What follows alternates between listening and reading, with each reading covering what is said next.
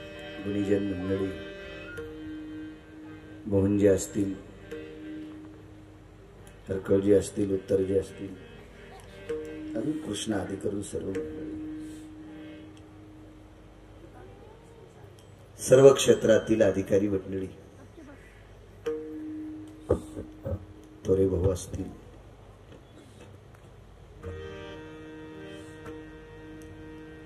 मला वाटतं आज वैद्यकीय क्षेत्रातले आदरणीय डॉक्टर दायमाजी असतील, डॉक्टर पटणे असतील,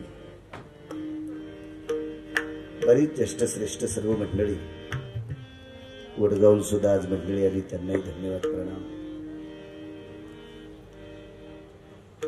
आदरणीय जगताप महाराज सुद्धा दुपारी अण्णांकडे, विठ्ठल अण्णांकडे आम्ही भोजनाकरता गेलो.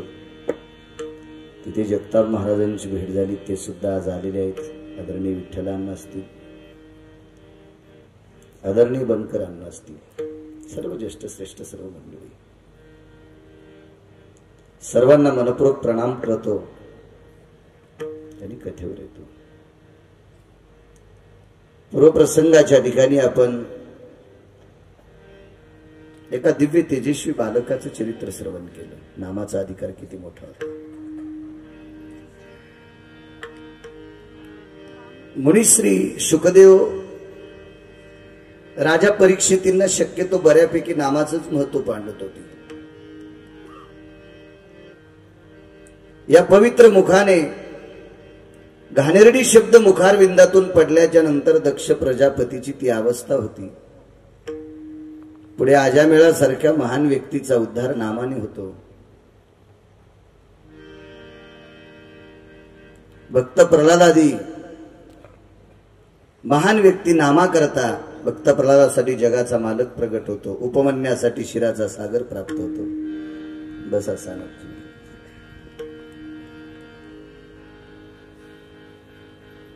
मुनिश्री शुकदेवांना राजा परीक्षितीचा एक प्रश्न आहे. प्रल्हाद हा मानवी देहातला आहे, राक्षस पुत्र जरी असेल तरी मानवी आहे. अजामेळे मानवी आहेत, उपमन्य हा मानवी आहे. कराड माऊली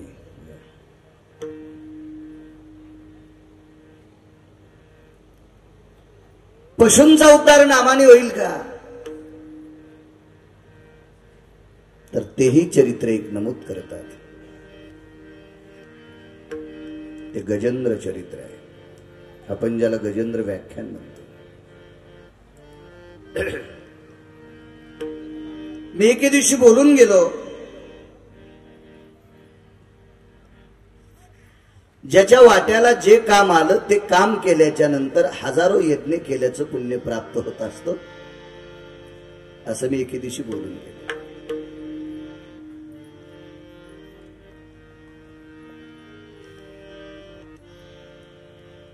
कदाचित एखाद्याला थोडंसं वाईट वाटलं असेल, शक्यतो नसेल वाटलं म्हणा.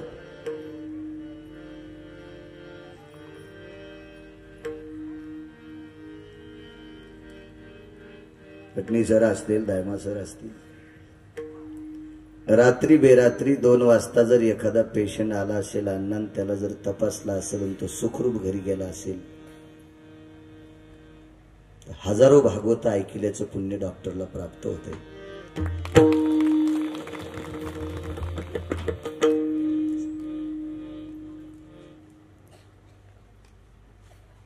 राजकीय क्षेत्रातले दिग्गज म्हणजे थोरे भाऊंची रोज हजेरी असते. आज मलाशी 1 तास मगाशी भेटण्यासाठी सुद्धा आलते.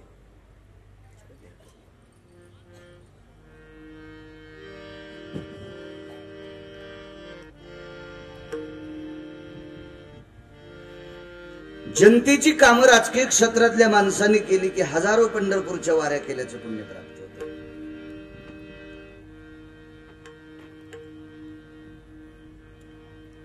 जनतेची कामं न करणारा राजा, त्या राजाचं चरित्र गजेंद्र चरित्रात आहे. बनकरांना पांडे नावाचा राजा आहे.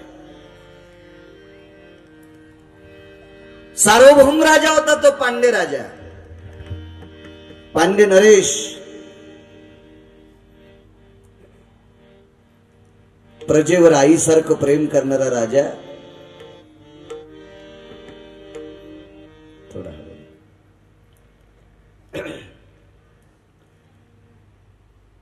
इतकी सुखानी प्रजा नांदत होती, पण अशा वेळेला उंच डोंगरावर गेला आणि त्याने एक माळ घेतली आणि तो माळ जपत राहिला. 5-6 महिने निघून गेली. 6 महिन्यामध्ये प्रजेचे प्रश्न किती असतील, त्यांचे हाल काय असतील, त्यांच्या समस्या काय असतील, याची कोणी दखल घेत नव्हतं. आणि प्रधानाला अधिकार नव्हते.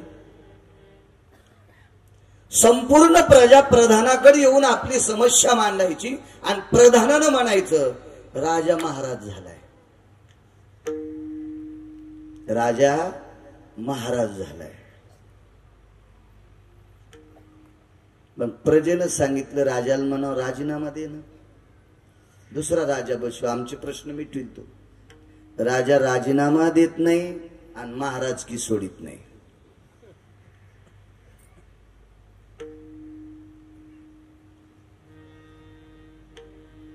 प्रत्येक क्षेत्रातल्या माणसांनी परमार्थात यावं, भजन करावं, कीर्तन करावं, प्रवचन करावं, भागवत करावं, पण त्याच्या वाट्याला आलेलं काम संपल्याच्या नंतर करावं.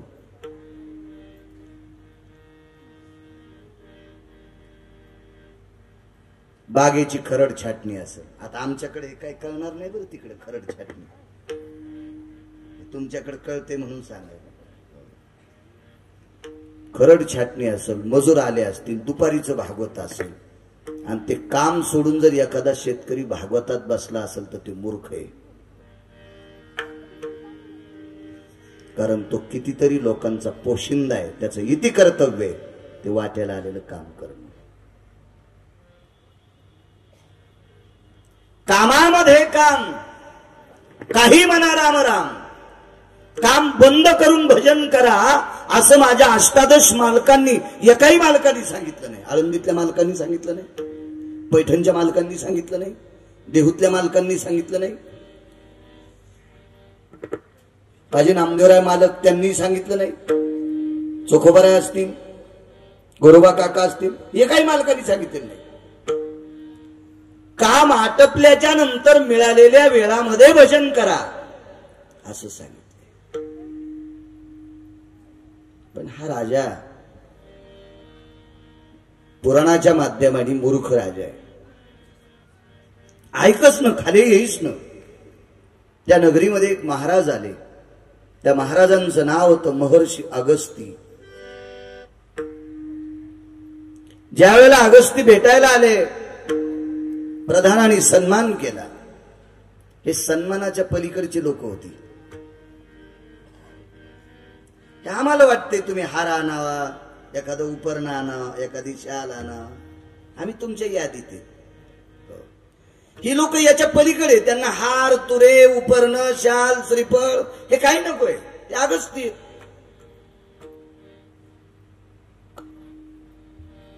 अरे प्रधानजी, राजन कुठे? गेली 5-7 महिने झालं डोंगरावरती भजन करतात. अरे प्रजेची काय अवस्था आहे? ताड ताड ताड ताड ताड ताड महात्मा डोंगरावर गेला. हे राजा, प्रणाम गुरुदेव, चल प्रजेचं पालन कर. राजा, प्रजेचं पालन करणं इति कर्तव्य आहे तुझं.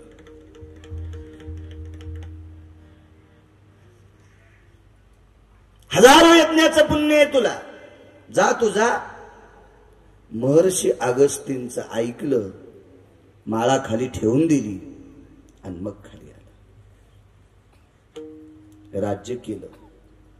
पण काय मनात विकृती निर्माण झाली देव जाणे.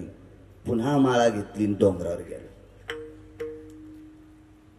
त्याचं प्रारब्ध ओढवलं आणि महर्षी अगस्ती पुन्हा आले. प्रधानजी राजा पुन्हा डोंगरावर. मूर्ख आहे राजा. प्रजेचं पालन न करता, एवढी मोठी जनता, त्याचा तो मायबाप आहे, त्या प्रजेचं पालन न करता डोंगरावर चिंतन करत आहे. तो पशुच्या यादीत आहे, त्याला पशुचा जन्म मिळेल. आणि हा पांडे नावाचा राजा हत्तीच्या जन्माला गेला.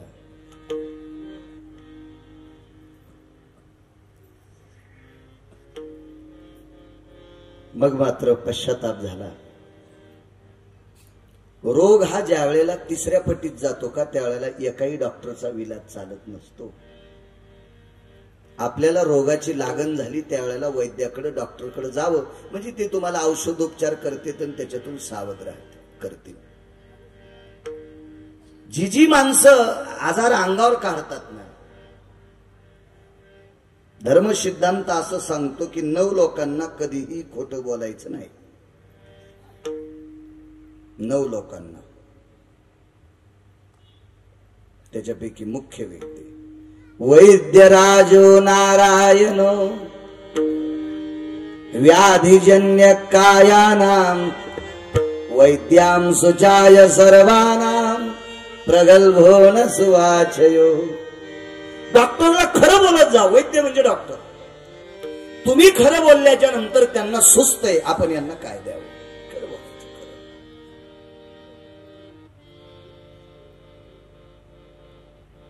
पण 5-6 वर्ष आजार सांभाळला, डॉक्टरला सांगच नाही, आणि 7व्या वर्षी सांगितलं तेव्हा आजाराला दाता आलते. बिमारीला दाता आल्यावर ती बिमारी माणसाला खात असते, आणि दात यायच्या अगोदरच बिमारी डॉक्टरला जर कळाली ना नाना, मग डॉक्टर ती लहानपणीच बिमारी मारते. पण दाता आल्यावर डॉक्टरचंही काय चालते. मग डॉक्टर म्हणतात आता पाहुण्यांना बोलून घ्या. शेवटच्या टप्प्यात किती चांगलं बोलायचं. 1-2 महिन्याची सुट्टी, खाऊ पिऊ घाला. हो, आजारपणात तुम्ही काही खाऊ घालीत नाही तर मग वर्ष श्राद्धाच्या दिवशी 5-6 पक्वान्न करते. ते वरून बाप पाहतो रे, ताक नाही दिलं तर सोमळ्या मला. त्या 55 लाखाच्या गाडीमध्ये कुत्र घेऊन फिरलास रे नालाय का.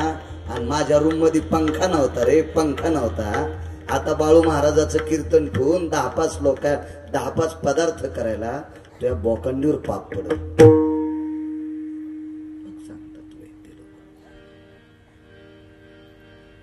पश्चाताप झाला. आता काय अर्थ आहे पश्चाताप होऊन.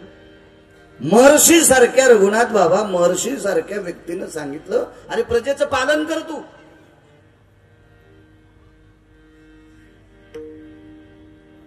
माफ करा, आता एक काम करा म्हणे. योग असा आलेला आहे, तुम्ही पशुच्या योनीत आहे. आता तुमचा उद्धार होण्यासाठी पाठीमागे केलेलं भजन स्मरणात ठेवा, तुमचा उद्धार होईल. 28 युग पिठेवरचा मालक उभा केला पुंडलिकाने. भजन नाही केलं, वाऱ्या नाही केल्या, दान धर्म नाही केला, आई वडिलाची सेवा केली. 28 युग अजूनही उभा आहे पंढरपुरातला मालक, फक्त आई वडिलाच्या सेवेचे. पण मी एके दिवशी बोलून गेलो. रविदास नावाचे महान संत चर्मकार कुळात जन्माला आले, ज्यांचा व्यवसाय बुटा चपल शिवायचा होता.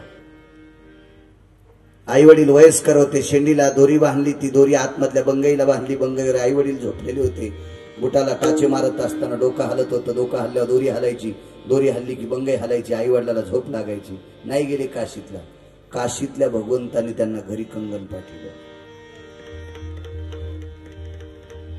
कर्तव्यात परमेश्वर लपलाय. कर्तव्यात. दुपारी मी बघितलं, नानांच्या घरासमोर गणपती मंदिर आपण पाहिलं. काय मंदिरं खूप आहेत, खूप मंदिरं. काही मंदिरं इतके पाहिलेत की त्या मंदिरात लोक पत्ते खेळायलेत. आपलेच मुसलमान पडेच खेळायलेत, त्याच्यात आपलेच नालायक खेळायलेत, आपलेच नालायक. त्याचे जाळे कोणी काढी नाही. म्हणून मंदिर बांधलंय त्याबद्दल मी नाही त्याला जास्त काही चोंभाळणार. त्या मंदिराचं संगोपन किती आहे त्याला सोंभाळणार. विशेष त्या मंदिरामध्ये पाण्याची व्यवस्था आहे. 5 रुपये दिल्याच्या नंतर शुद्ध 20 लिटर पाणी, गरीब असो, श्रीमंत असो, भिकारी असो, रस्त्यावरला असो, कोणी असो, त्याला 5 रुपयात 20 लिटर पाणी मिळते. ही व्यवस्था त्या गणपती मंदिरात नाना मी तुम्ही केलेल्या त्या कार्याला प्रणाम करतो. असे काम करायची मोठ्या लोकांनी. ही कामं करा की जेणेकरून ब्रह्मांडाचा मालक तुमच्यावर प्रसन्न होईल. किती गोड काम, किती गोड काम.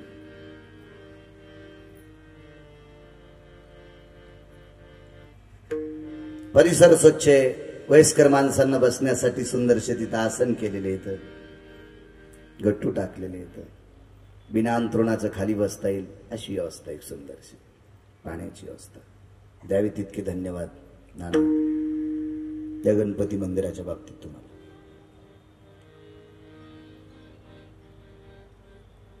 हत्तीच्या योनीला प्राप्त झाला. त्रिकुट नावाच्या शिखरावर त्याचं वास्तव्य, बलाढ्यशाली हत्ती, फार मोठा कळप आहे त्याच्यासोबत, हत्तीने आहे. हा गजेंद्र म्हणजे आपण संसारातले, आपण सुद्धा गजेंद्रच आहोत. आपण सुद्धा संसारातले गजेंद्रच आहोत.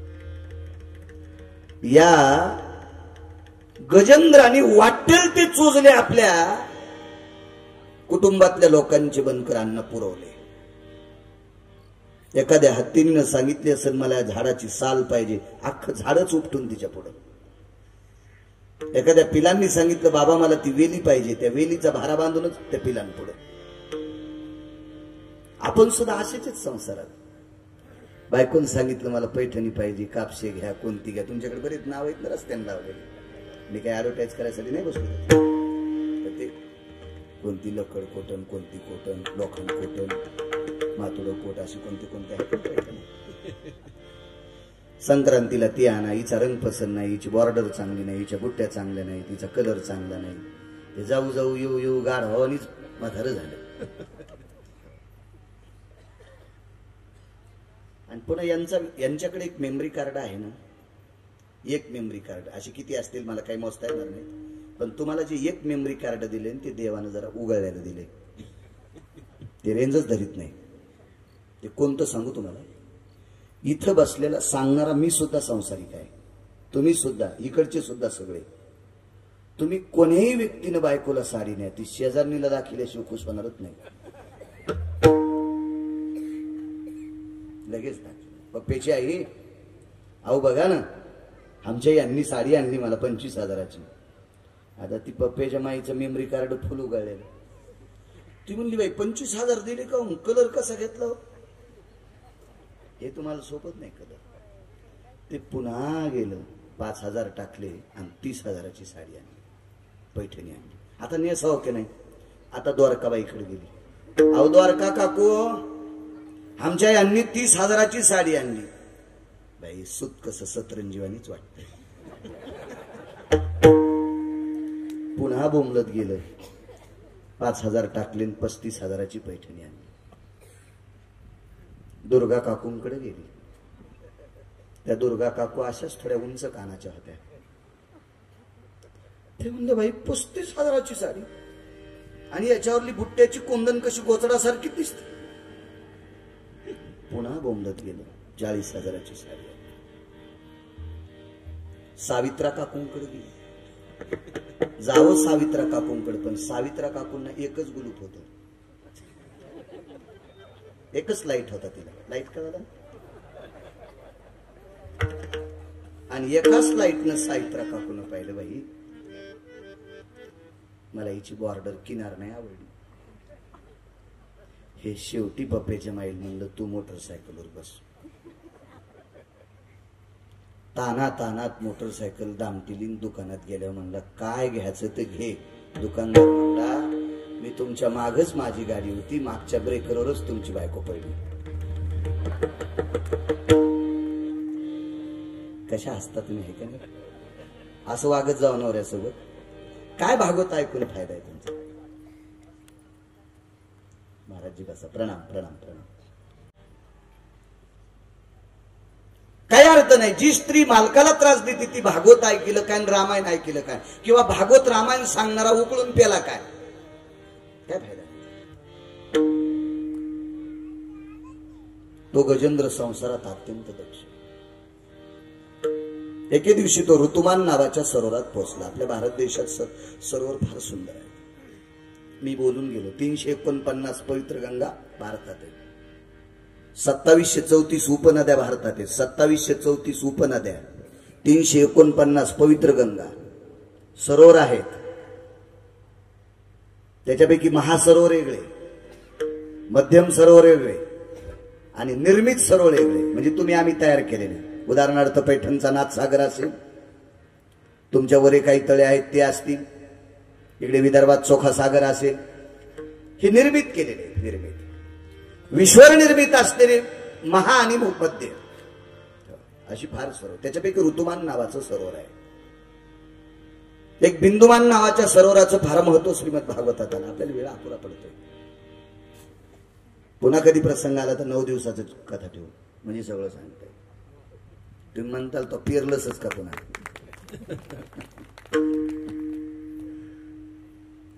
या ऋतुमान नावाच्या सरोवरात तो हत्ती पोहोचला. हत्तीला शीतल वस्तू आवडती. त्याचं चामडं, त्याचं कातडं अत्यंत जाड आहे. तुम्ही हत्तीला कुठल्याही यानं मारा, त्याला लागत नाही. निबर चरहाट मारा, निबर काठी मारा, निबर दांडा मारा, लागत नाही. हत्तीला आकळण्यासाठी फक्त त्याचं मस्तक कोमल आहे. त्याला अंकुश नावाचा, ऐरावती रत्न थोर, त्याशी अंकुशाचा मारा. ते फक्त इथं कोमल असते. आणि तो त्या ऋतुमान सरोवरात गेला. हत्तीचा प्रपंच पाण्यात आहे असं त्रेता युगात काही अधिकारी लोकांनी नमूद केलं. शाप आहे हत्तीला. भगवान प्रभू रामचंद्र सीतेच्या शोधाकरता वनवासात फिरत असताना एक हत्ती आणि हत्तीन झाडाखाली बसलेले आहेत. कामानं विहाळलेला तो हत्ती आपल्या पत्नीशी क्रीडा करण्याच्या मतात आहे. आणि आपल्या पत्नीला तो बोलत आहे. रामप्रभूकडे बघितल्याच्या नंतर, कुंजर म्हणे कुंजरीसी, पहिलं तो गे अयोध्येचा पती, भाजा नसे त्या प्रती, तैसा मी नव्हे प्रिये प्रिये. कुंजर म्हणे कुंजरीशी, हत्ती हत्तीनीला म्हणत होता, पाय माझं तुझ्यावर किती प्रेम आहे. अयोध्येचा राजा राम आहे, पण त्याला बायको सांभाळता येत नाही. नालायक गेलं बोंबलून. हा ज्याला संध्याकाळचा ठिकाणा नाही ते मोठ्या लोकांची इचकी. अरे बायको कदरली तुझ्यासाठी, तू काय लोकांची इचकी. तू इचकीला कळते ना तुम्हाला. आमची मराठवाड्यातली भाषा आहे उचकणे. तुमच्याकडे उचकणे म्हणते, प्रांतभेद असतो.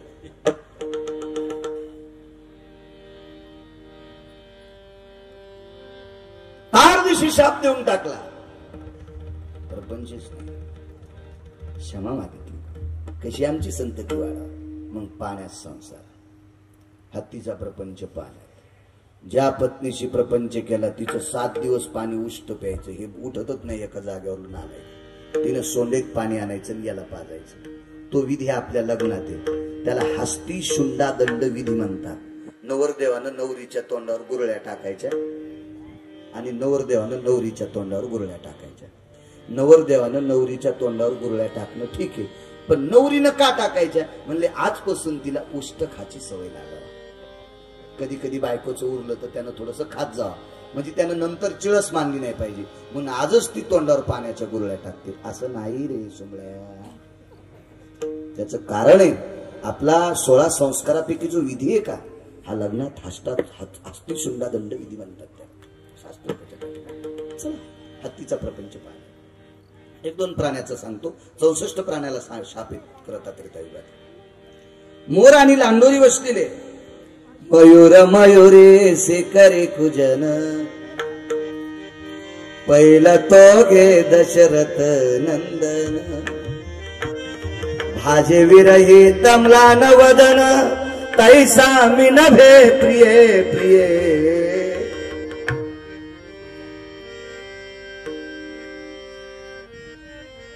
मयूर मयुरी शिकरी कुजन. त्या लांडोरीला सांगत होता पाय तो राजा दशरथाचा. भाजे विरहित म्लान वदन. पत्नी नसल्यामुळे, भाजा म्हणजे पत्नी, आणि पत्नी नसल्यामुळे त्याचं तोंड मळकड झालेलं आहे. मी तसा नव्हे. काय शाप दिला माझ्या लखनलालजीने. संसार करायचं इंद्रियच पतन झालं. मोराला संसार करण्याचं प्रपंच करण्याचं इंद्रिय नाही. मग माफी मागितली देवा, क्षमा असेल. आम्ही पशु आहेत, पक्षी आहेत, आम्ही काय कळतंय आम्हाला. उशाप देऊन टाकला. संतती होईन तुला.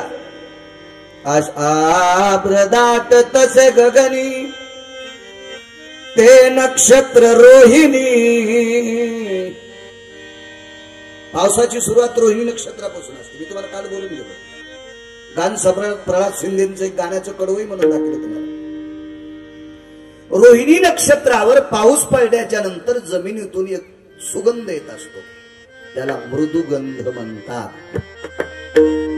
हा सुगंध जगातल्या कुठल्याही फुलामधून सापडत नाही, तो मातीतून प्राप्त होतो. आदरणीय महाराज श्रींना सुद्धा प्रणाम.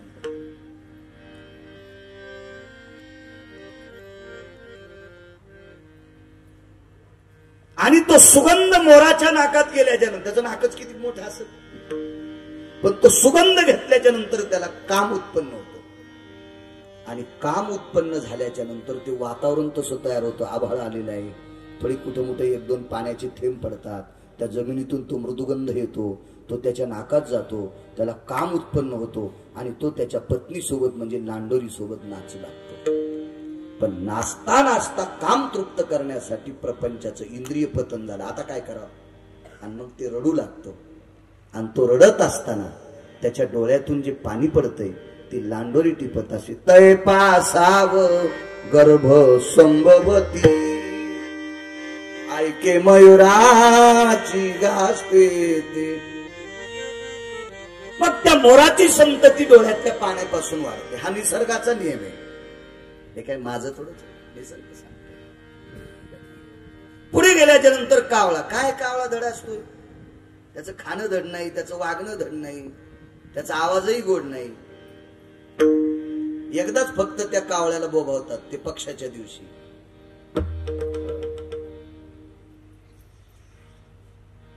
एरवी काय कावळ्याला किंमत नाही. काग कागिनी शिकरी संभाषण. काग कागिनी शिकरी संभाषण. पहिलं तोगे दशरथ नंदन, पहिलं तोगे कौशल्यानंदन, पहिलं तोगे रघुवंश पावन. पाहतो कौशल्याचा पुत्र आहे, राजा दशरथाचा पुत्र आहे, आज राजाचा नातू आहे, रघुवंशातला बालक आहे. हे बायको सांभाळता येत नाही, दिला संसारात नाही. शरण आलं हे कावलं. लय कावळे काही काही शहाणे, नालायक कावळे काही. कावळा शरण आला. काय करावं. जीवनात फक्त एकदा संसार. शिकलो फक्त 7वी वर, नंतर 7वी शिकलो. पण मला वाचण्याचा छंद जास्त होता. मी 6 वर्ष नुसतं वाचितच राहिलो.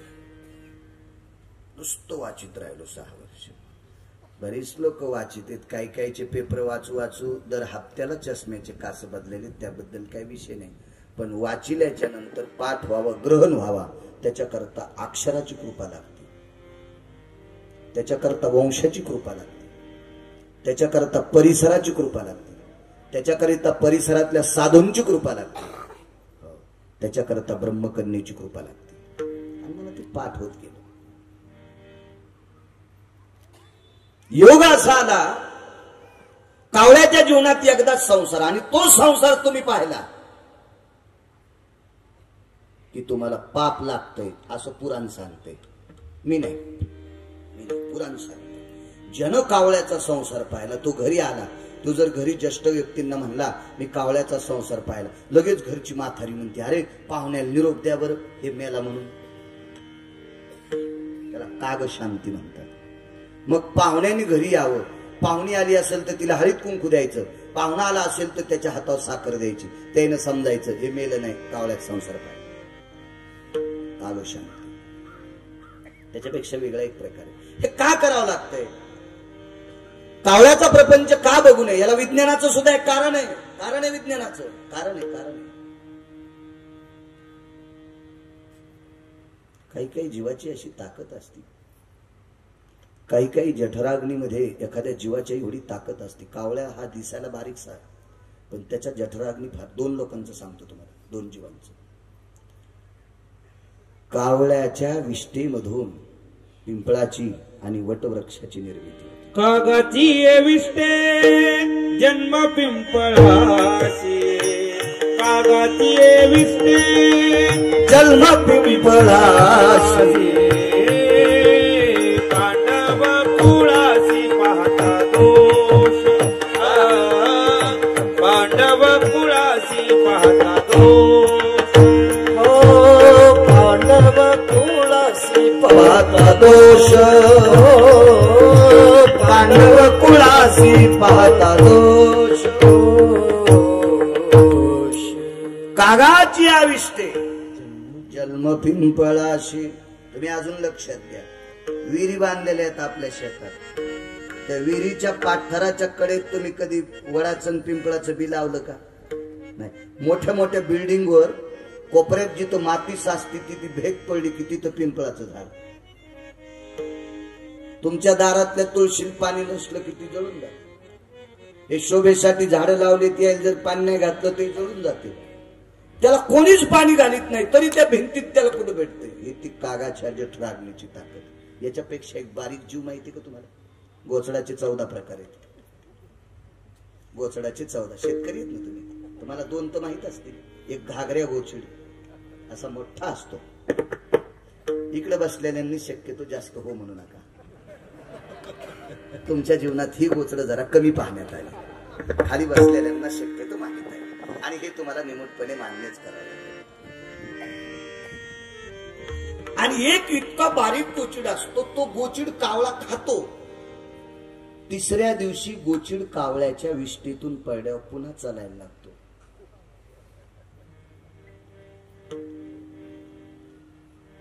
माझ्या काही गोळ्या संपल्या नाही आणि जरी संपल्या तर 2 डॉक्टर आहेत तिथं, देतील मला ते. आहे की नाही ना? देतील.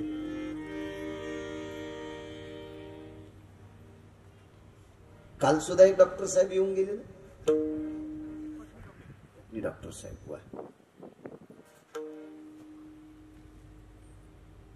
काय कल्पना असेल अन्याय. बारक्या गोचड 3ऱ्या दिवशी जिवंत राहते विष्ठेतून पडल्यावर.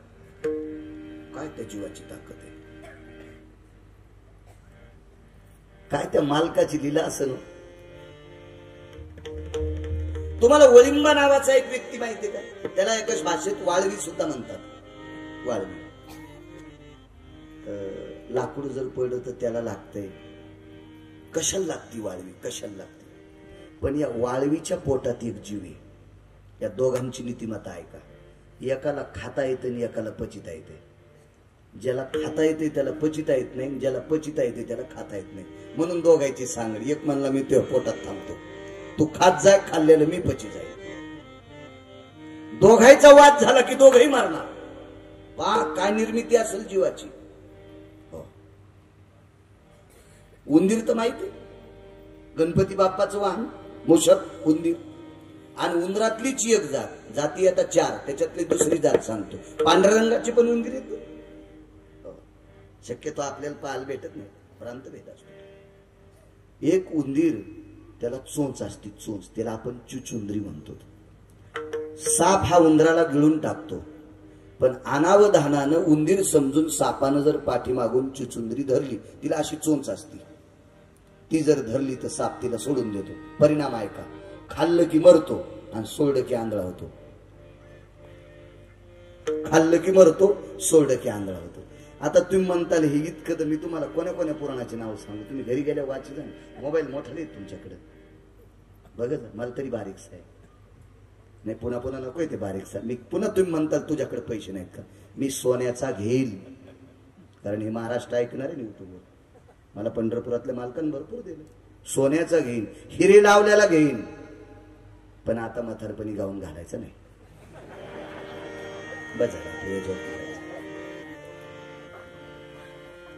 काय आपल्या मेमरी कार्डावर डाटा झाले, त्याच्यामुळे आता काही दुसरं हीच कायची गरज नाही. हेच पुरते. आता मी जोपर्यंत मला आयुष्य असेल तोपर्यंत हेच पुरते.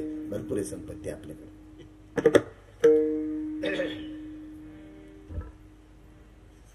तो आंधळा होतो. एरवी साप कुठलाही पक्षी जीव खाल्ला त्याच्या अस्थि पचवायची ताकद सापात. बेडकाला बारीक अस्थि असते, मोठ्या उंदराला बारीक अस्थि असतात, ती हाडपच होतो. पण चिचुंद्रीचं हाड पचवायची ताकद सापात नाही. काय असेल त्याचं, काय निर्मिती केली असेल त्या मालकानं, कल्पना करा. चला त्या कावळ्याला शाप आहे. त्याच्यानंतर कोकिळा होती. हा महत्वाचा मुद्दा आहे, हा ऐकून घ्या. जाऊ दे बाकीचं गतुले, हे कडवाना काय ऐकू, पण हा मुद्दा ऐका. कोकिळा नावाचे पक्षी आहे. इतका सुंदर गातो, इतका सुंदर, इतके सुंदर. क्या बात आहे, वा वा वा वा, छान सुंदर गाते ती कोकिळा. पण माणसाने दुसऱ्याच्या दुःखात सहभागी होऊ नका, पण दुसऱ्याच्या दुःखात आनंद व्यक्त करू नका. आणि ह्या कोकिळीनं तो शहाणपणा केलता. खरे साहेब, डॉक्टर साहेब, त्या कोकिळीनं तो शहाणपणा केला. जगाचा मालक दुःखाच्या थारोळ्यात आहे आणि कोकिळा कुजन करू लागली. गातसे कोकिळ पाहता नारायण. देवाला पाहिल्याच्या नंतर गावं, पण ती कशी गात होती माहिती का? हा देवच व्याध येते ना, पत्नीच्या शोधात गात होती. दाबला गळा तिचा, दाबून टाकला कोकिळीचा गळा. कोकिळा शरण आहे. अयोध्येतल्या मालकाने प्रभू रामचंद्रानं सांगितलं, कोकिळे दुसऱ्याच्या दुःखात नाही सहभागी झालं तर नाही व्हावं, पण दुसऱ्याच्या दुःखात आनंद नाही व्यक्त करावा. शेजाऱ्याकडे दुःख आहे ना, आपण टीव्हीवर गाणे लावले, नाचायला लागले, किती नालायकपण आहे. नका जाऊ त्यांच्या अश्रू पुसण्यासाठी, पण आपण आनंद व्यक्त करू नका. अहो, दुसऱ्याच्या दुःखात दुःख मानणे, याला म्हणायचं माणूस. यालाच माणूस म्हणायचं, यालाच माणूस म्हणायचं. दुसऱ्याच्या आनंदात सुख मानणे, याला संत म्हणायचं. तो कामने सुख पराविया सुखे, अमृत हे मुखे सर्वत. दुसऱ्याच्या सुखात सुख मानतात ती संत असतात. दुसऱ्याच्या सुखात दुःख मानतात ती हलकट माणसं असतात. शब्द कठीण असू द्या, पण जो वागत असेल त्याला लागेल. तुम्ही सगळेजण अंगावर कशाला घेता? म्हणून कोकिळे तू चूक करतेस, म्हणून घसा घातला, माफी मागितली. 6 ऋतूत गायन करणारी कोकिळा वसंत ऋतूच्या व्यतिरिक्त गाता येत नाही. वसंत ऋतूच्या व्यतिरिक्त जर कोकिळा गाताना कोणाला दिसली तर जीवनभर त्या माणसाची मी बुटपालीस करीन. नाही गातायत, नाही गातायत, नालायकपणा केला कोकिळे. दुसरा शाप कोणता दिला माहिती? तिची पिलं अंडातनं तिला बाहेर काढता येत नाही. त्या कावळीला शाप दिला, नालायक कावळीने. त्या कोळशाचा ऐकून तू माझ्याकडे बघून हसतेस, तुला दुसऱ्यांच्या पिलांना उपजावं लागेल. फार मोठं शास्त्र आहे तसं. म्हणून कावळा म्हणला, माझ्या खोप्यामध्ये घोसल्यामध्ये कोणाचेच पिल्लं येऊ नये म्हणून ते उंच गळ फांदीला खोपा करते. पण तिथेही जातीच कोकिळा नात्या. कावळ्याच्या खोप्याचा एक उद्देश वेगळा आहे. शेतकऱ्यांनी अनुमान प्रमाण घेतलं पाहिजे. ज्या दिशेनं झाडाच्या ज्या बाजूनं कावळ्याने खोपा केलाय त्याच्या विरुद्ध दिशेनं पावसाचं प्रमाण जास्त येत असतं. काय ताकद आहे निसर्गाची, काय अधिकार आहे आपल्या नाविन्य याच्यामध्ये, या संस्कृतीला. असो, या या या सर. आदरणीय गव्हाणे साहेब, मंडळाधिकारी, श्री क्षेत्र पैठण.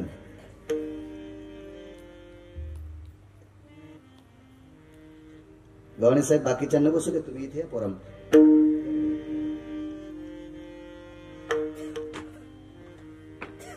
अण्णा खूप परमार्थिक आहेत, मंडळाधिकारी आहेत, शांतीब्रह्म एकनाथ महाराजांच्या, माझ्या नाथबाबांच्या मालकांच्या नगरीत आहे, अधिपत्य आहे.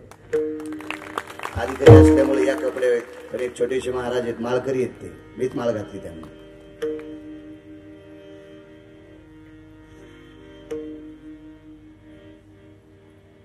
मग त्यांच्या सोबत आलेल्यांना सुद्धा प्रणाम.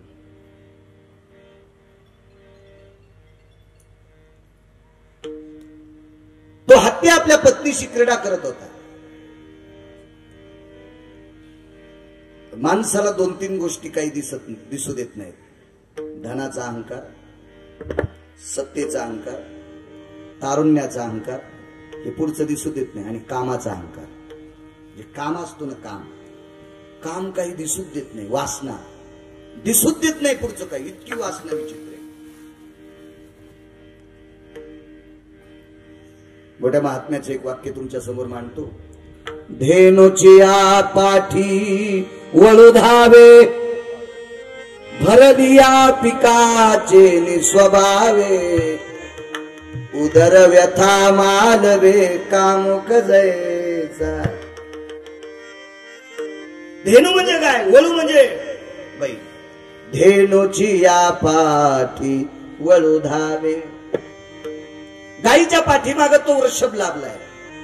मका आहे, हिरवीगार मका आहे, हिरवीगार ज्वारी आहे, हिरवीगार बाजरी आहे. खातच नाही नालाय.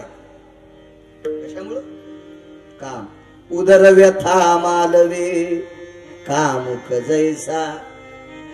काम इतका पेटलेला असतो, त्या कामापोटी पळत असताना पाठीमाग त्याची भूक सुद्धा मरून जाते.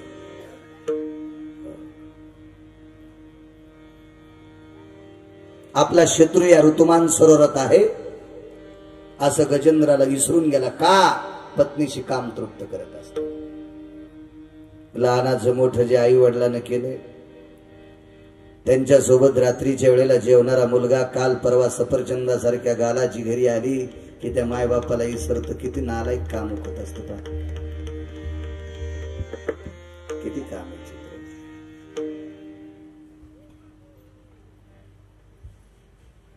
एका वहीचा अर्थ सांगत नाही मी, पण माझ्या आळंदीतले मालक म्हणतात, खरे टेकुने दिवडे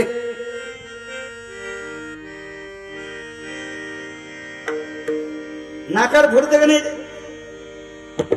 थुत्तर फुटते, थुत्तर. तेवी मुखन काढे खरू जायचा. दोन फुटलं तरी हरकत नाही, पण थुत्तर काढीत नाही गाडव. इतका काम आहे. चित्र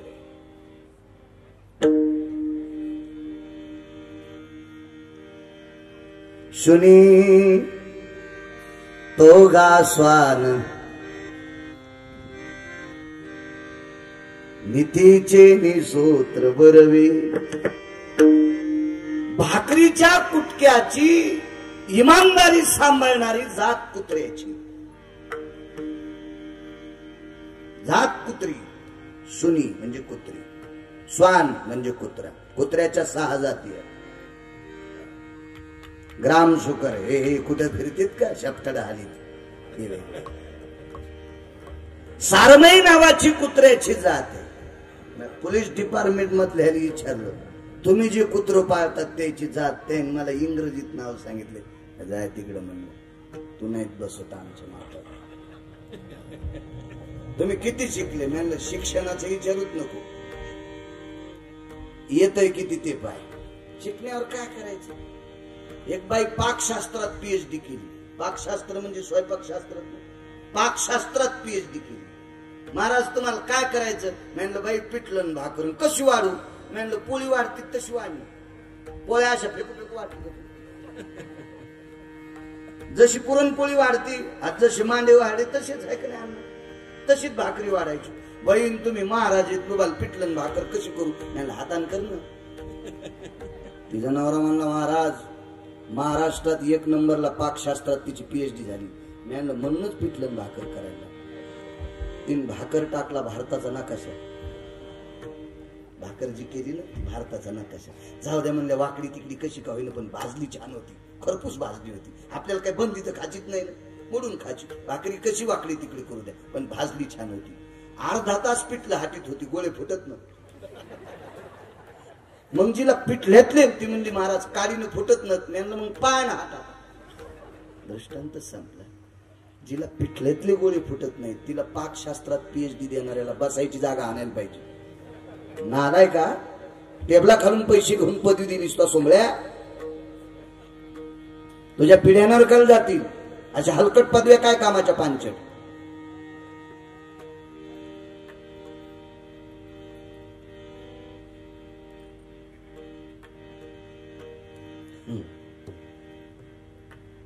आमची इथे एक पाहुणी आली, मुंबईला राहत होती.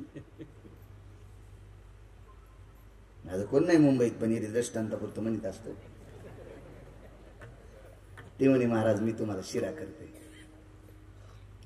बदामाचा करते. म्हणलं हरकत नाही कर, आम्हाला काही कमी नाही. आम्हाला काय द्यायचं तेल देईल आणि त्याला घायला कोणी देते काजू बदाम पिस्ता, आम्हाला काय दुकानावर जायचं काम नाही, वरूनच येते.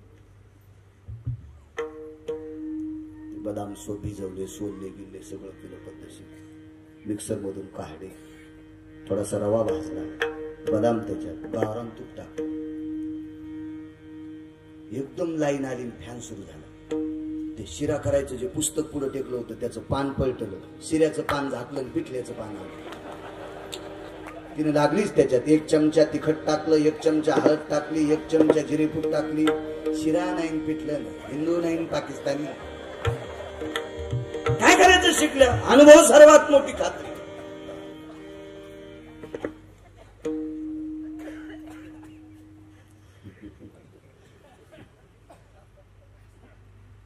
सगळ्यात मोठा अनुभव असतो. 6 जाती कुत्र्याच्या विडंबन पा. खादलिया पिंडासी लावित सेलळा, हलवित गोळा पुच्छाचिया. मालकानं अन्न टाकलं, तो गोळा खाल्ल्याच्या नंतर त्याची जाण ठेवतो आणि त्या मालकाच्या पुढे शेपटी हलितो. इतकं इमानदार कुत्र. कामे व्याहाळिता सुनी प्रपंच तयाचा वगानी, विडंबन त्या पंथजनी स्वानाचे गा. कळाला असं समजून घ्या.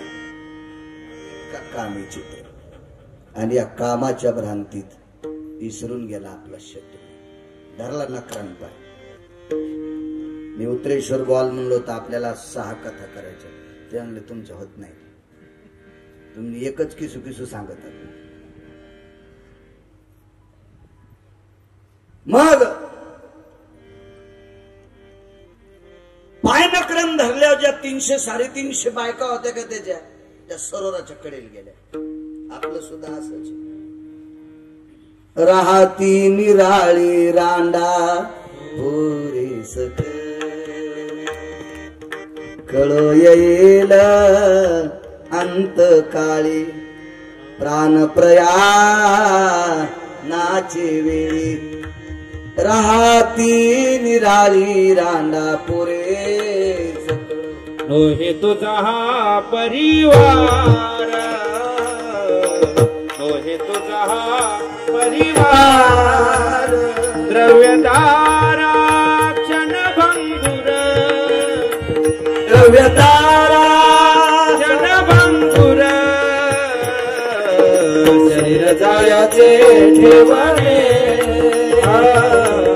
शरीर जायाचे ठेवणे.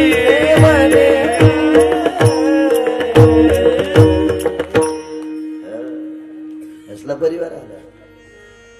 सोयरी ढाई रे संपत्तीचे लोक, हे सगळे आपण कमवलेल्या द्रव्यावर उड्या मारणारी माणसं आहेत.